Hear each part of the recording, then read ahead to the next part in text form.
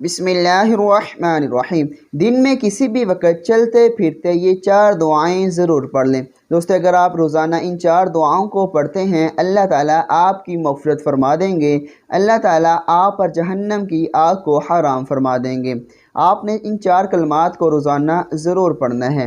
Number 1, अल्लाहुम्मा ग़फ़िरली, ए अल्लाह मुझे मुआफ़ कर दीजिए। नंबर 2, वरहमनी, वरहमनी, ए अल्लाह मुझ पर रहम कर दीजिए। नंबर 3, वहदीनी, वहदीनी, ए अल्लाह तो मुझे हिदायत दे।